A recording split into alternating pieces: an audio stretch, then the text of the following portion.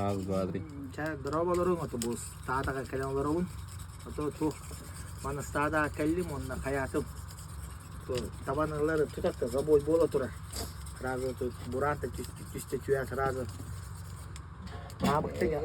mamık talan baramın kayan kirmi tabalar hırsan kirim bir de tabanı tutmadım hani bir hama perikola tuati bana oronu buranta küste bana beli stadanı veya koydum onu kaydara beli aku cici istig mu kaya teras teras usma ko razı yürü bana razı kelli mu gan daraba dedi o kolisi hatta ya manna ki razı kevay yini ki kayda yini ana buradan kan yini derin ki razı kevay ola manna to kayı olarak küçük gidiyor man stada öyle diyeceğim niye biz zaten bile dalgane beğeni bu Bulahanın bodak yani katta mare kalan stada öyle hatta onun elbaktan da anlık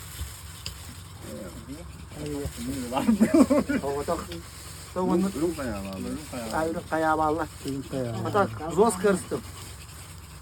roz karıştım tamamen öte bir çap tüydüm tutu bir de tamam anlı bir işte Mahmut'un bayatın dön uspeytamın darı bile hotay bir tane istiyorum ki kadar aman ayalga kallaga ne kılları kodona razı kadar o hoşun şey içtiğin kayır hiçliğin ulan hatta bu boyutta kini bırak tayı kayır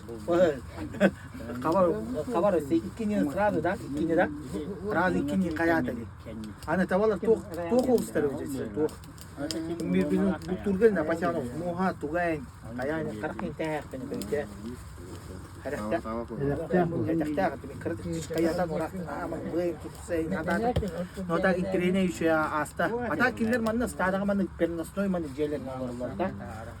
Bir stada примерно 5 семья olurlar. Oğulların nin kıtta hatta kimler oğulların nin oskolaga kimler üniversiteler. Proje toxtayın tabi. Oskola bile toxtara. Bile bir türlüyken kalan olurlar da. Ha oğulların bir türlüyken olurlar.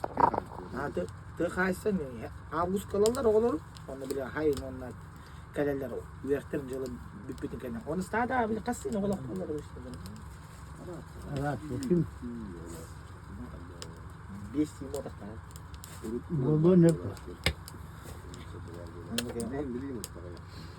Bu stada sonra yarıson manna tabaya ete, onu balık koçer. Et balık. Sonra toğulun stada roz gibi. Ini roz kalay. Balar baş kalay bat. Yürü hadi. Tapi atang tengah kada. Mana tu ini nak boleh taban hesar bota etmeni bu ayang kecil da. Bu ayang je. Eskalter tara.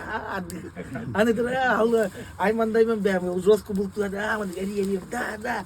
Hadi son yürüm tu da. Ayo. Kata şey hadi gasta.